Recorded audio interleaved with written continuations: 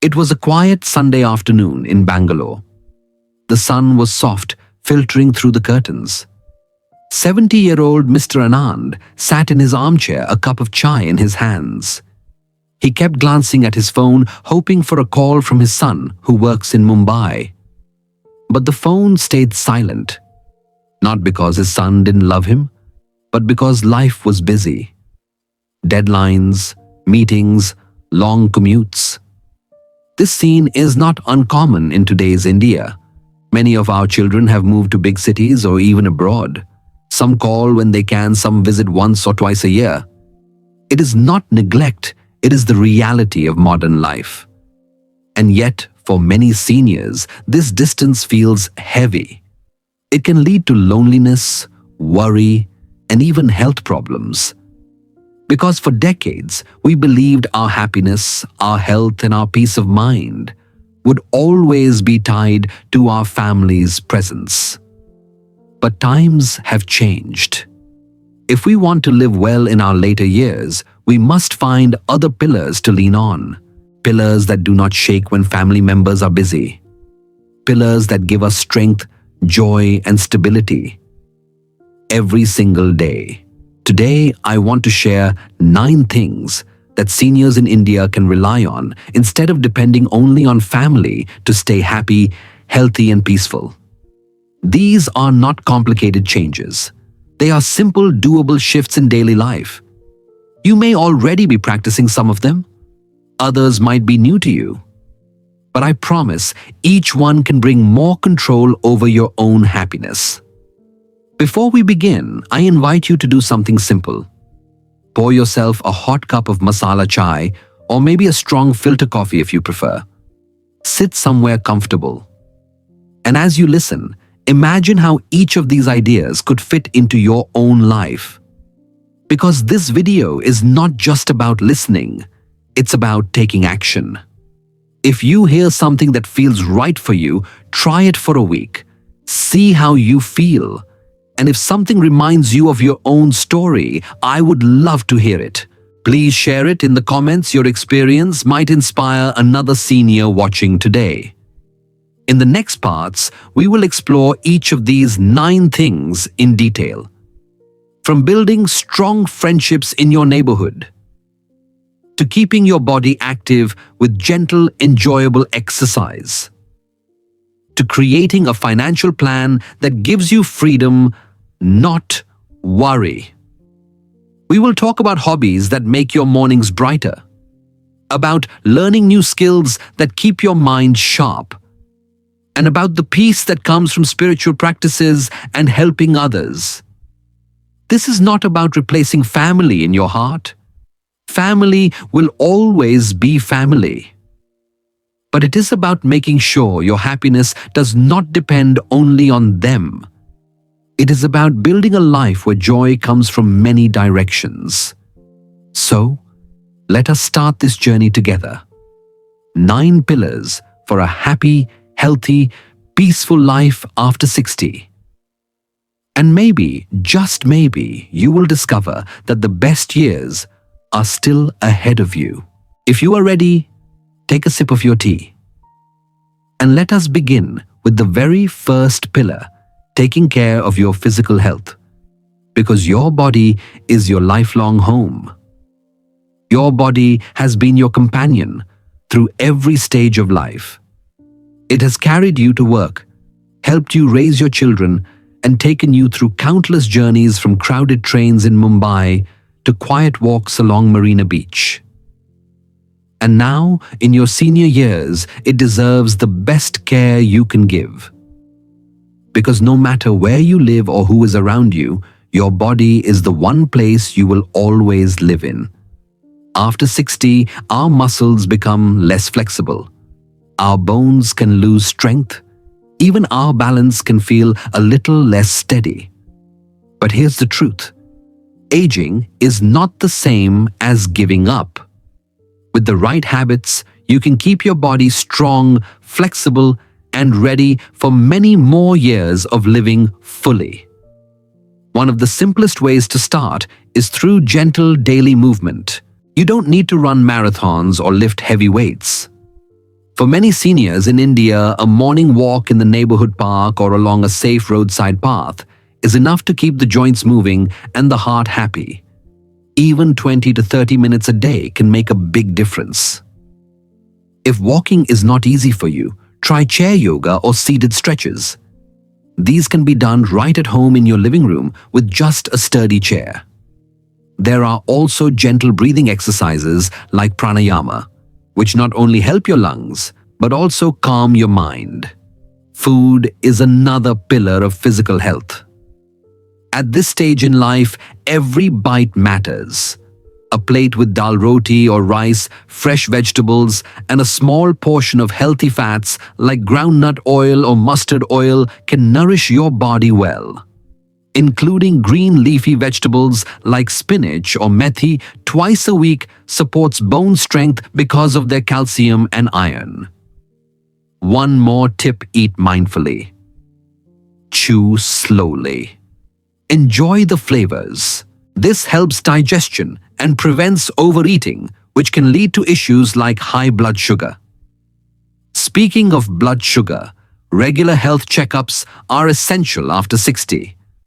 Make it a habit to check your blood pressure, blood sugar levels, and cholesterol at least once every 6 months. If you have existing conditions like diabetes or hypertension, follow your doctor's advice without skipping doses or delaying checkups. Your body will also thank you for staying hydrated. In India's warm climate, dehydration can happen quickly, especially in summer. Aim for 1.5 to 2 liters of water spread throughout the day. But try not to drink too much right before bedtime. This will help you avoid waking up often at night. And remember, physical health is not just about preventing illness. It is about making your body feel good every single day. When you wake up without aches, when you can bend to pick something from the floor, when you can walk up the stairs without losing breath, that is freedom. Now, here is something I'd like you to do. Tomorrow morning, put on comfortable clothes, step outside, and walk for 10 minutes. If you feel good, walk for 10 more. Notice how the fresh air feels in your lungs and how your legs feel stronger with every step. And when you do come back to this video and tell me in the comments, how did you feel after that walk? Because your story could inspire someone else to take their first step toward better health. Taking care of your body is not a luxury. It is an act of respect for all the years it has carried you and all the years it will continue to carry you. So let's make a promise today. We will treat our bodies not as a machine that is wearing out, but as a home that can be cared for, repaired, and kept beautiful inside and out. In the next part, we will explore something equally important for your well-being: the friendships and community connections that keep your spirit young and your heart light. There is a saying in India, relatives are given by birth, but friends are chosen by the heart. And as we grow older, this becomes even more true. Family members may be far away busy with their own lives, but friends, the right friends, can be the ones who keep your days bright, your mind active, and your heart feeling alive. Think back for a moment. Remember the joy of sitting with your old school friends, laughing at jokes that only you understood. Or chatting for hours over a cup of chai at the roadside stall with the wind carrying the smell of samosas and pakoras. Friendship is not just about fun. It is about connection. It is about having someone who listens without judgment, who cares without expecting anything in return. As we age, our social circle can naturally shrink. Colleagues retire, neighbors move away. Some friends may fall ill or even leave this world. If we don't make an effort to build new connections, loneliness can quietly take over. And loneliness is not just an emotional feeling. Science tells us it can raise blood pressure, weaken immunity, and even increase the risk of memory problems. In fact, some studies say loneliness can be as harmful as smoking 15 cigarettes a day. That is why we must actively seek out community. Not just any community, but one where you feel welcomed and valued. In many Indian cities, parks become lively in the mornings with groups of seniors walking, stretching, and chatting. In some neighborhoods, there are laughter clubs where people gather just to laugh together for 15 minutes. It may sound strange, but it works. Laughter boosts mood, reduces stress, and builds a feeling of togetherness. If you live in a smaller town or village, community can be found in other ways. Joining a bhajan group at the temple, helping organize local festivals, or simply visiting the same tea stall every evening where familiar faces gather like clockwork. The truth is, community is not always about large gatherings. Sometimes it is about 2 or 3 good friends who you can call anytime. It's about knowing that if you feel unwell, someone will check on you. It's about sharing small joys, a recipe, a walk, a festival outing. And making friends in later life is not as hard as it seems. You can start with activities you already enjoy. If you like gardening, join a local gardening club or offer to help at the community park. If you love reading, find a library group or even start a small reading circle at your home. Here's a tip: don't wait for others to invite you. Be the one who makes the call. Be the one who says, "Let's meet for chai tomorrow." Often people are waiting for someone else to take the first step. In this digital age, community can also exist online. Many seniors in India are joining WhatsApp groups or Facebook pages for hobbies, health tips, or even local events. While nothing replaces meeting face-to-face, these groups can help you stay informed and connected, especially if mobility is a challenge. Now you might be thinking, "But I am an introvert. I don't like crowds." That's okay. Community is not about being with people all the time. It's about having the option to connect when you want to. It's about keeping your world open, not closed. I want to share a small story. In Pune, there is a 68-year-old retired teacher named Mrs. Lakshmi. After her husband passed away, she found herself spending most days alone.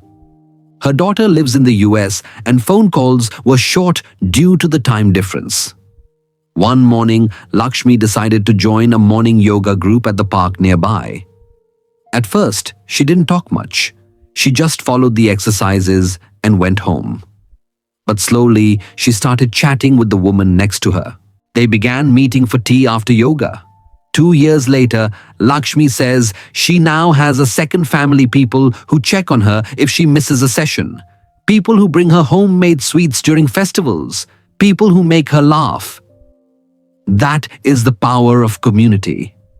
It turns strangers into friends and friends into a kind of chosen family. Now, here's my request for you. Today, after you finish this video, take out your phone. Call one friend you haven't spoken to in a while. Or if you don't have someone in mind, take a walk to your nearest park tomorrow morning and greet 2 people. It might feel small, but that's how all friendships begin, with a hello. And if you already have a group of friends, treasure them. Make plans, even simple ones.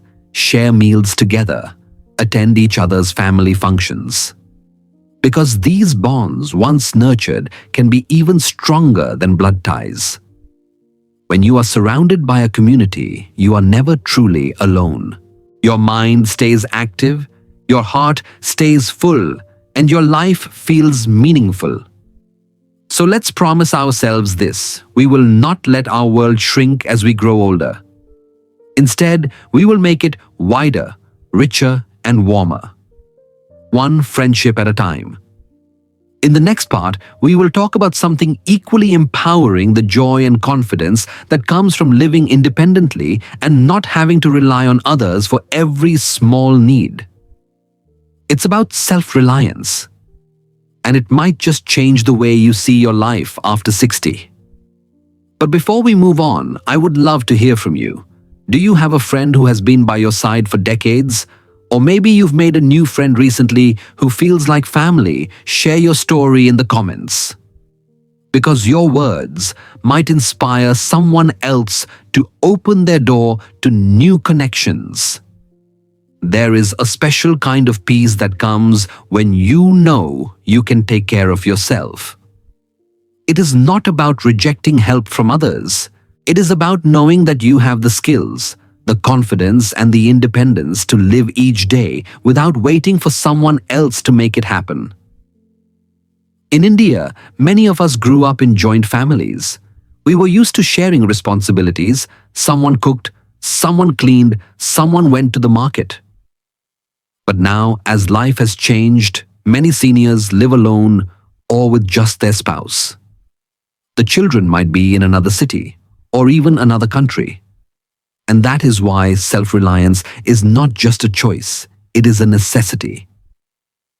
Let's start with something as simple as preparing your own meals. Cooking for yourself can be an act of care and love. You get to choose fresh ingredients, cook food exactly the way you like it, and make sure it is healthy for your needs. It doesn't have to be complicated. A fresh chapati with dal and a sabzi can be made in under 30 minutes.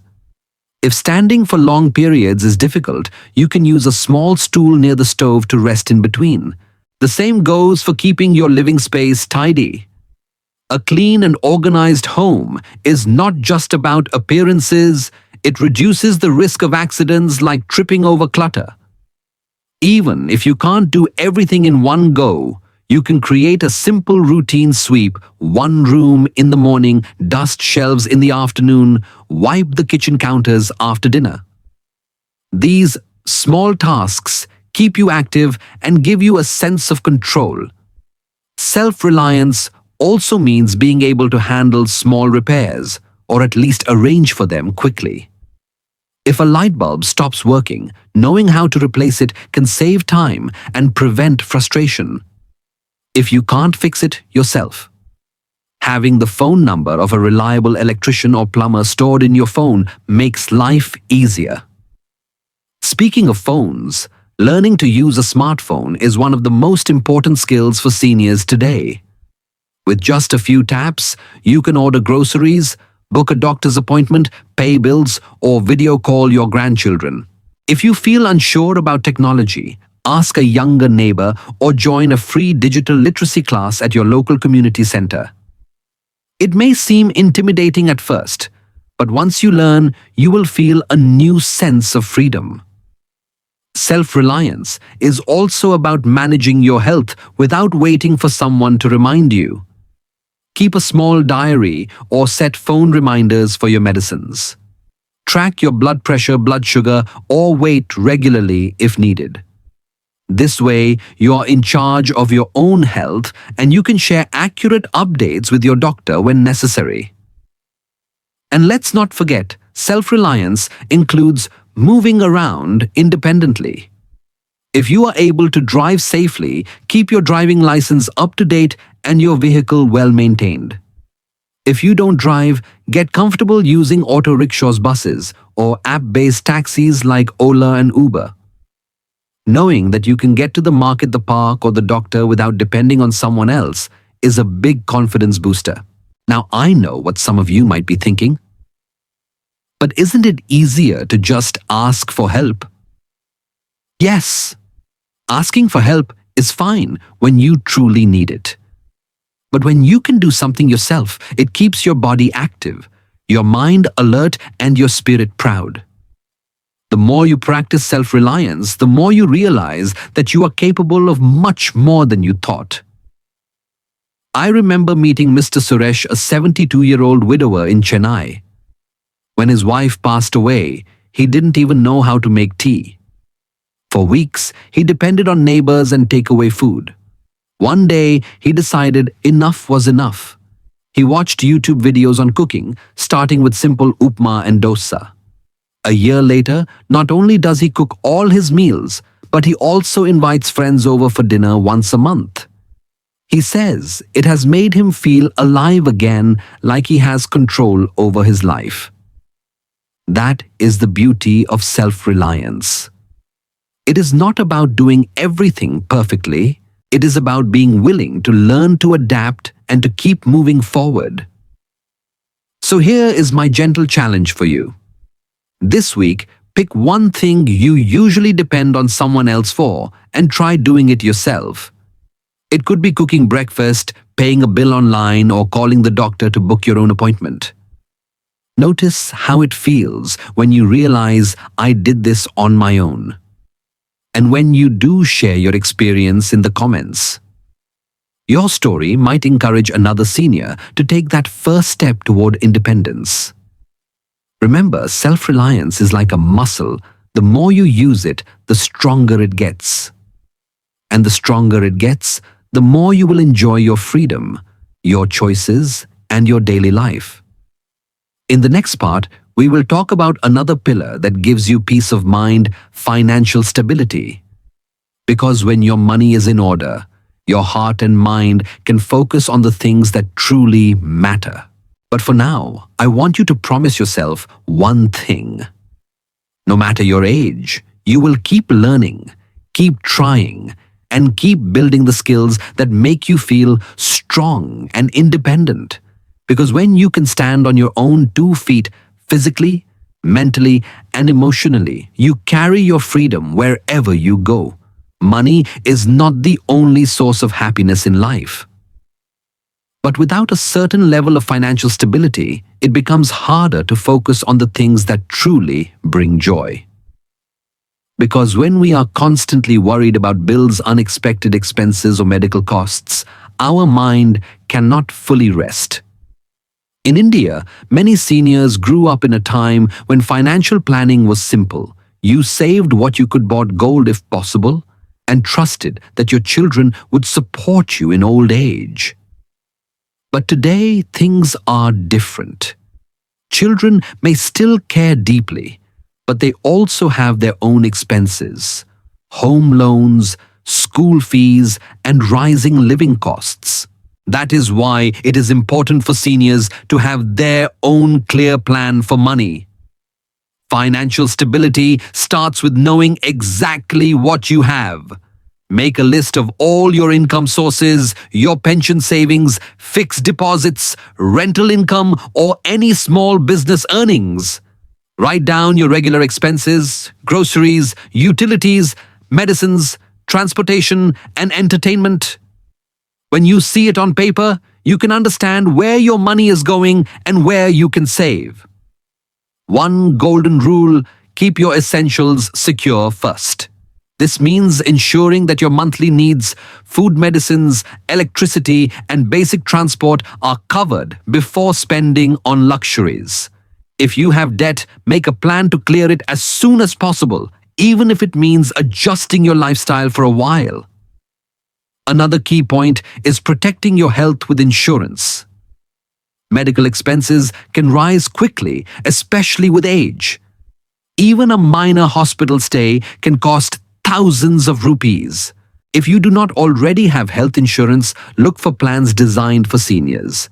And if you do have one, review it every year to make sure it still meets your needs. It is also wise to keep a small emergency fund.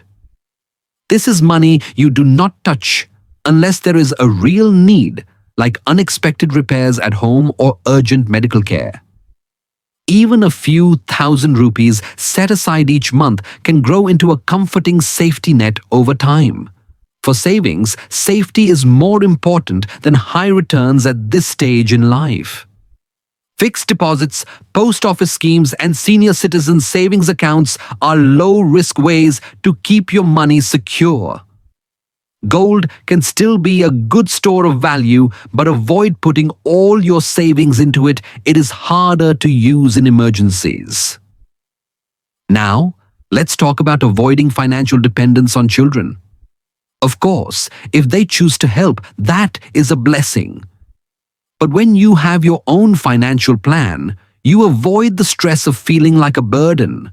You can make decisions freely, whether it's joining a yoga class, visiting relatives, or taking a short trip to the hills. I remember meeting a retired railway officer named Mr. Prakash in Hyderabad. Every month, he divides his pension into 3 envelopes, one for essentials, one for savings, and one for enjoyment. The enjoyment envelope covers small pleasures, taking friends out for dosa breakfast, buying books, or visiting his favorite cricket matches. He says this method makes him feel both responsible and free. If you have extra skills, you can also explore small income opportunities. Some seniors teach music or language classes from home. Others sell homemade snacks or handicrafts. In today's world, even online platforms can be used to offer services from tutoring to consultation without leaving your house. A big part of financial stability is avoiding risky decisions. Be careful with too good to be true investment offers. Scams targeting seniors are unfortunately common, especially through phone calls or emails. Before signing anything, consult a trusted friend, financial advisor, or family member. One more tip: keep your important documents organized. Your bank account, details, property papers, insurance policies, and medical records should all be in a safe place with someone you trust, knowing where to find them. This avoids confusion during emergencies and gives you peace of mind. Now, here's a small action you can take today. After watching this video, sit down with a notebook. Write your monthly income at the top. Then write every expense you can think of. If there is a gap between income and expenses, decide what can be adjusted. It might be as simple as cooking at home more often, or choosing free community events instead of expensive outings. And here is my gentle reminder: money is a tool, not a master. The goal is not to accumulate endlessly, but to use your resources in a way that supports your health, your happiness, and your independence. When you know your finances are in order, you walk lighter. Your mind is calm. You can focus on enjoying your days instead of worrying about the future. In the next part, we will explore something that no financial plan can replace: the inner strength and peace that comes from spiritual practice and personal faith. Because while money can bring comfort, it is the spirit that brings true peace. But before we go there, I'd love to hear your thoughts. Do you already follow a budget? Have you found a smart saving habit that works well for you? Share it in the comments. Your tip might help another senior find their own path to financial stability. There is a quiet power that lives inside each of us. It is not found in money, not in possessions, and not even in the approval of others. It comes from the spirit, the deep sense of peace and meaning that faith and spirituality can bring. In India, spirituality is part of our daily rhythm. We see it in the morning aarti at the temple, in the quiet ringing of the bell at the home altar, in the smell of incense filling the living room. For some, it comes through reading the Bhagavad Gita, the Quran, or the Bible. For others, it is the simple act of sitting in silence and breathing deeply before the day begins. After 60, when the pace of life changes, faith can become an even stronger anchor. Because while the body may slow down, the spirit can grow deeper, calmer, and more connected. Spirituality is not only about religion. It is about finding practices that bring you inner stability, no matter what storms are outside. For some, it might be prayer. For others, meditation, chanting, or even mindful walks in nature. One of the most beautiful things about spiritual practice is that it gives you a safe space for your emotions. On days when you feel lonely, prayer can remind you that you are never truly alone. On days when you feel anxious, meditation can slow your thoughts and steady your heart.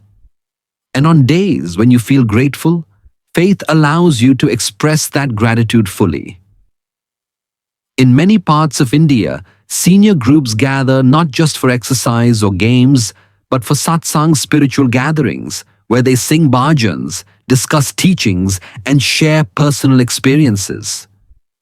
These moments create a sense of belonging that goes beyond age or background. If you cannot attend such gatherings in person, you can bring spirituality into your home. You can start your morning with 5 minutes of chanting, light a diya in the evening and sit quietly as its glow fills the room. Or simply read a page from a book that inspires you before going to bed. I once met an 80-year-old woman named Savitri in Varanasi. Every morning, she walks slowly to the Ghats, sits by the Ganga, and closes her eyes. She says she doesn't pray for anything specific anymore. She just listens to the sound of the river, the birds, the distant temple bells. And in that listening, she feels a deep peace that no amount of wealth could give. Spirituality can also guide us in handling life's challenges. When health problems come, faith can give us patience.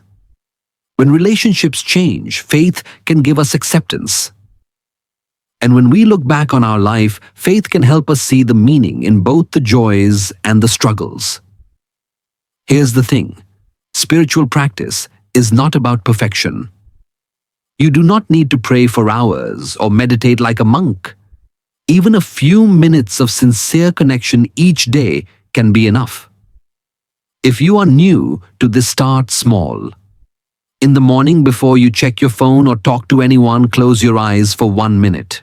Take 3 slow breaths. Think of one thing you are grateful for today. This small act can shift your entire mood for the day ahead. Spirituality is also a way to connect with others. When you share a bhajan with a neighbor, attend a festival together, or join a meditation circle, you are not just practicing faith, you are building community. It becomes a bridge between your heart and theirs. Now, I'd like to invite you to do something today. After this video, take a few minutes to think about a spiritual habit that has brought you peace in the past. It could be something from childhood, like folding your hands before a meal, or something you learned recently, like deep breathing. Bring it back into your daily life for 1 week. See how it feels. And if you already have a spiritual routine, share it in the comments. You never know, your practice might inspire another senior to find their own source of peace. In a world that is often noisy and fast, spirituality is like a quiet garden inside you. You can visit it anytime. You can rest there, recharge, and leave feeling lighter. So let us make a promise. Just as we care for our body with healthy food and exercise, we will care for our spirit with daily moments of peace, gratitude, and connection. Because a strong spirit makes every other part of life, health, relationships, even challenges, easier to face. In the next part, we will explore another powerful way to keep life rich and joyful, pursuing personal hobbies. Because the things you love to do are not just pastimes. They are lifelines that keep your mind young and your heart full. But before we move on, take a deep breath with me. Inhale slowly. Exhale gently. And remember, peace is not something far away. It is something you can touch right here, right now. There is something magical about doing something you truly love. Not for money, not for obligation, but simply for the joy it brings. That is the beauty of hobbies. In our younger years, hobbies often had to wait. We were busy working, raising children, paying bills, running households. But now, With more time in our hands, hobbies can become more than just a pastime. They can be the spark that keeps our mind young and our heart full. Science tells us that when we engage in activities, we enjoy, our brain releases chemicals like dopamine and serotonin. These are the feel-good chemicals that fight stress, boost mood, and even help keep memory sharp. For seniors, this is not just nice to have, it is a vital part of staying healthy. A hobby can be anything that makes you lose track of time in a good way. It could be gardening, feeling the soil between your fingers, watching tiny seeds grow into flowers or vegetables. It could be cooking, trying a new recipe, or perfecting an old family dish that everyone loves. It could be painting, knitting, singing, photography, writing poems, or even learning to play a musical instrument. In India, hobbies often have a beautiful cultural flavor. Some seniors take up Rangoli art again after years creating colorful patterns at their doorstep. Others join classical music classes not to perform, but to simply enjoy the ragas that once filled their childhood home. Even collecting old stamps or coins can become a way to travel through history without leaving your living room. Hobbies also connect us to people. When you share your interests, you naturally meet others who enjoy the same things. A gardening club, a cooking group, a book circle, these are places where friendships grow naturally. And remember, social interaction through hobbies also fights loneliness and keeps depression away. I want to share the story of Mr. Ramesh from Kochi. After retiring from his job as an engineer, he found himself restless. One day, while clearing an old cupboard, he found his father's harmonium. He hadn't played it in 40 years. Slowly, he began to practice again. Today, he plays at local community events and even teaches a few children in his neighborhood. He says the harmonium has given him a second youth. The beauty of hobbies is that they are entirely yours. They give you a sense of achievement that doesn't depend on anyone else. You can set your own pace, explore your own style, and enjoy the process without pressure. If you are wondering how to start, begin with something you used to enjoy but stopped doing. Maybe you love drawing but haven't touched a pencil in decades. Maybe you used to write letters and could now start journaling. Or maybe you always wanted to learn something new, photography, pottery, or even speaking a new language. In today's world, learning is easier than ever. YouTube tutorials, online classes, and community workshops are everywhere. Many of them are free or very affordable. So there is no reason to think hobbies are too late after a certain age. There's also another benefit: hobbies can sometimes become a source of extra income if you want them to. Selling handmade crafts, home-cooked snacks, or photography prints can add a little pocket money. But even if you never sell anything, the joy and mental stimulation they bring are priceless. Here is a little exercise I'd like you to try. Take a piece of paper and write down 3 hobbies you enjoy or want to try. Pick one.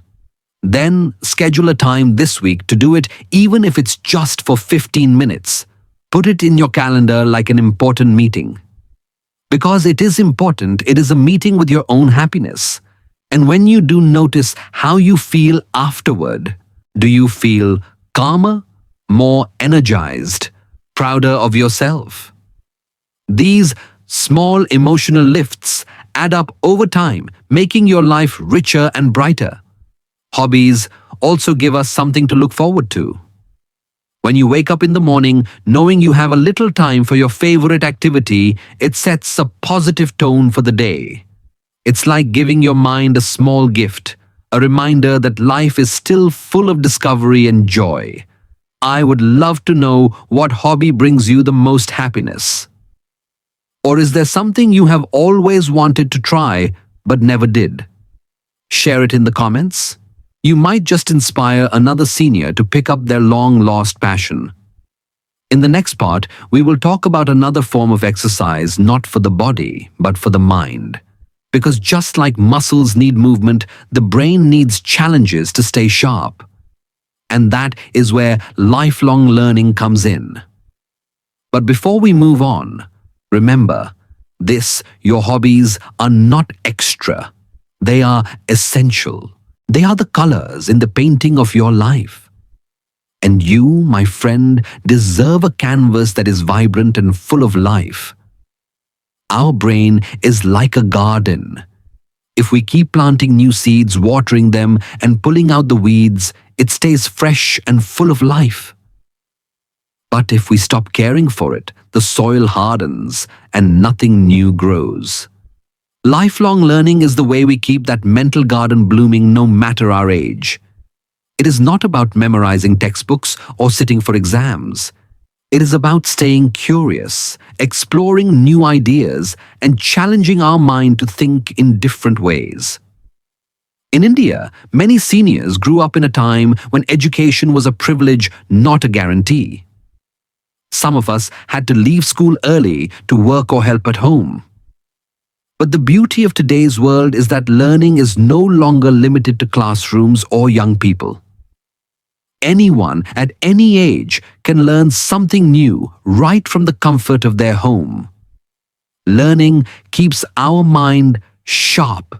It strengthens memory, improves problem solving, and even lowers the risk of age-related memory loss. It also brings a sense of accomplishment and pride, which can boost self-confidence. So, what can you learn? The answer is simple. Anything that excites you. It could be a new language like Hindi, Bengali, Tamil, or even Spanish or French.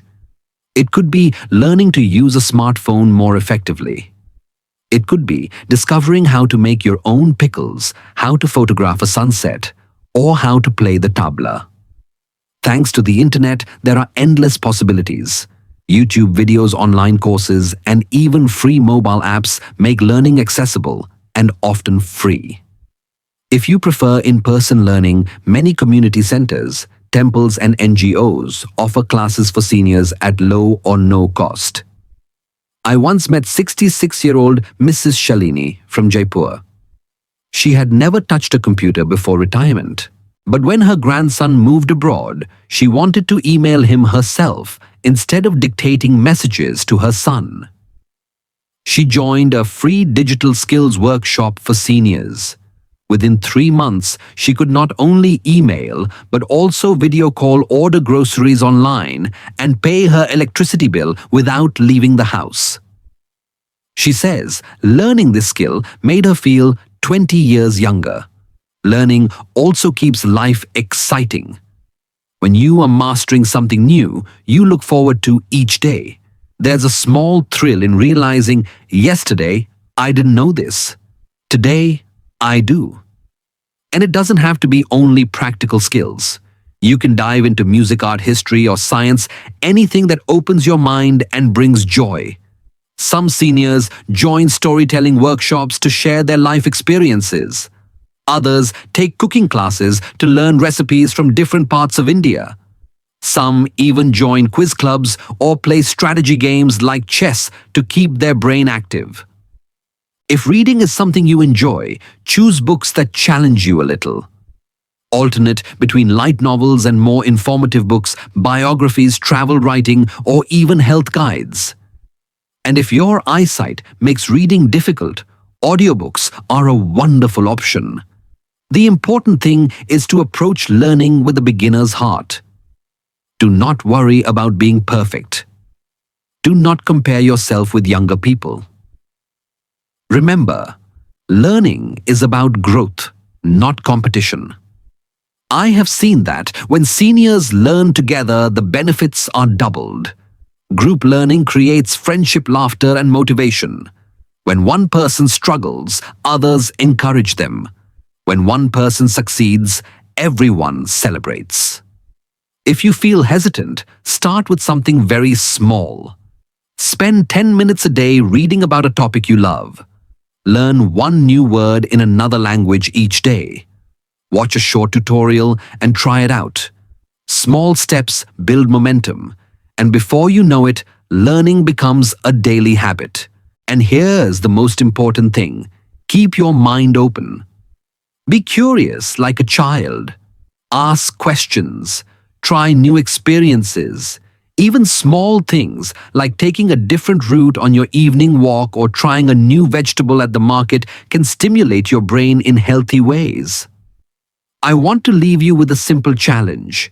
Pick one thing you've always wanted to learn, no matter how small, and begin today. It could be how to play a song on the flute, how to make a healthier version of your favorite sweet, or how to grow tulsi in a pot. Write it down, take the first step, and watch how it makes you feel. And once you try, share your learning journey in the comments. Because every time you learn something new, you're not just gaining knowledge, you're proving to yourself that your mind is still vibrant and full of possibility. In the next part, we will explore a different kind of mental health. We will talk about letting go of unnecessary worries, finding emotional balance, and creating a calmer, happier life. Because when your mind is at peace, everything else feels lighter. But before we move on, remember this: your brain is a lifelong student. As long as you keep feeding it with curiosity and challenges, it will reward you with clarity, creativity, and joy at any age. There's a gentle wisdom that comes with age, the understanding that not every battle is worth fighting and not every worry is worth keeping. Yet many of us still carry heavy bags of stress, regrets, and what-ifs even into our later years. Mental health is not just the absence of illness. It is the presence of calm, clarity, and emotional balance in daily life.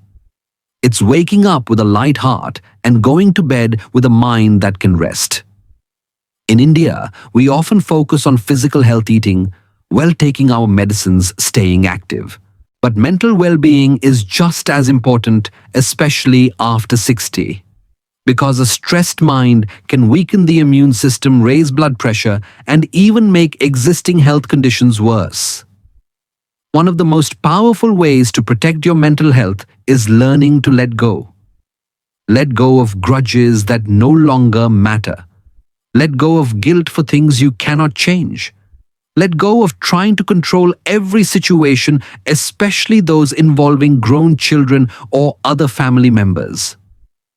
This does not mean you stop caring.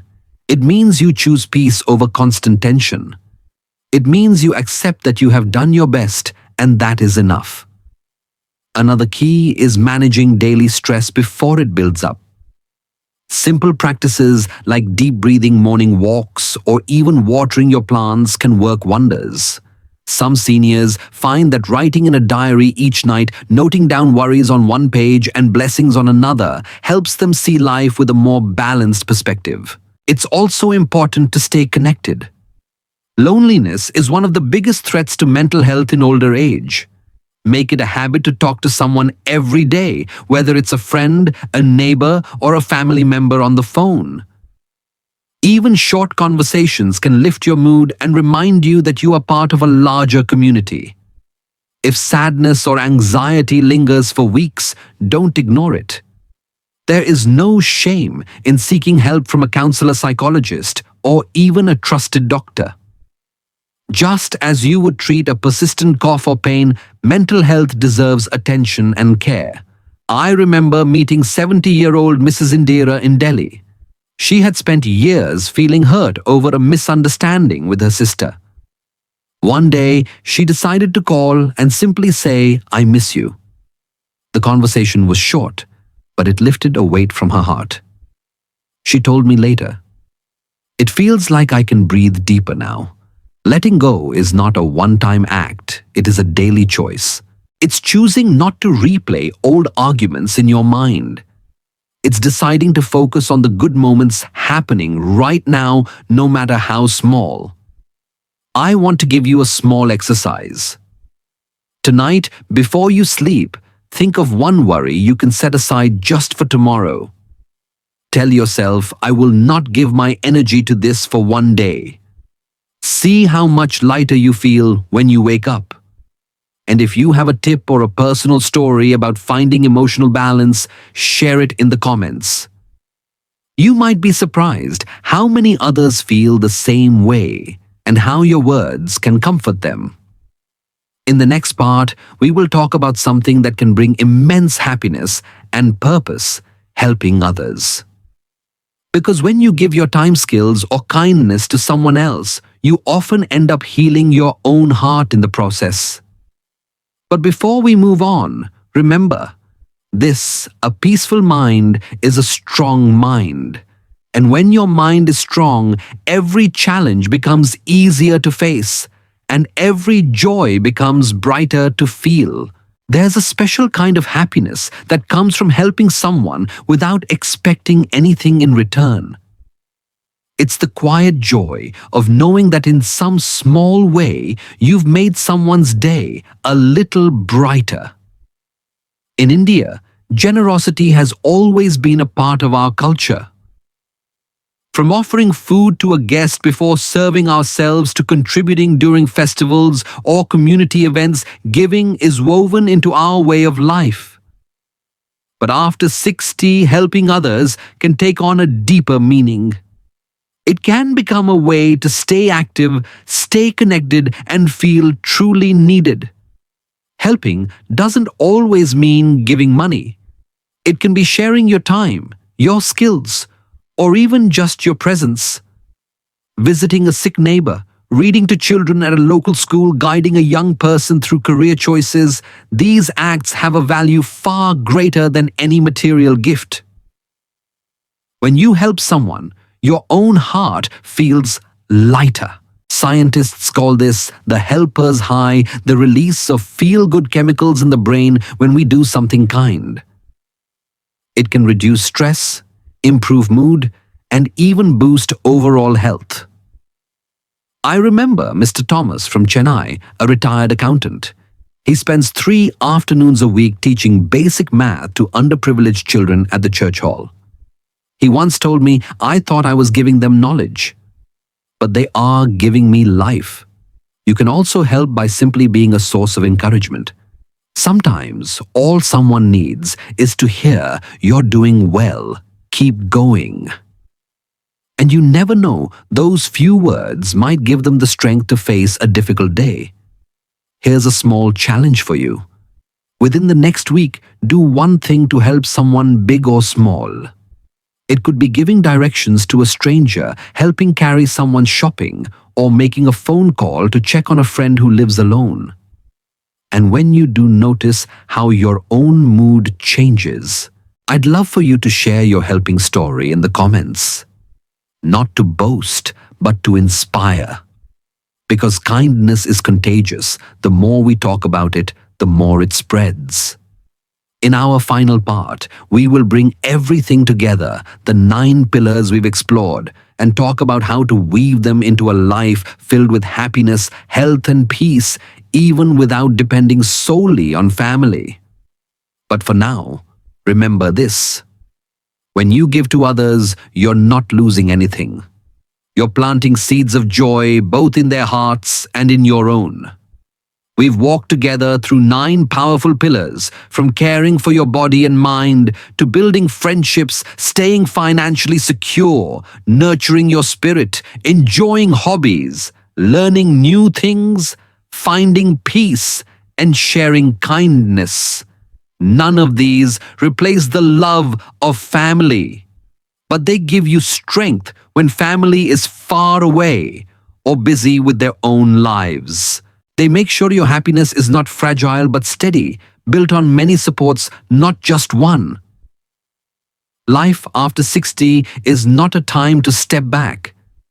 It is a time to step into your own power, to choose how you spend your days, to fill them with meaning, and to find joy in both the big and small moments. So here's my gentle request: pick just one of these 9 pillars and start today. Take a short walk. Call an old friend. Learn a new skill. Help someone in need. And if this journey we've shared has inspired you, leave a comment below. Tell us which pillar you will begin with, because your step today might just inspire another senior to begin their own. Happiness, health, and peace. They're not far away. They're waiting inside your daily choices.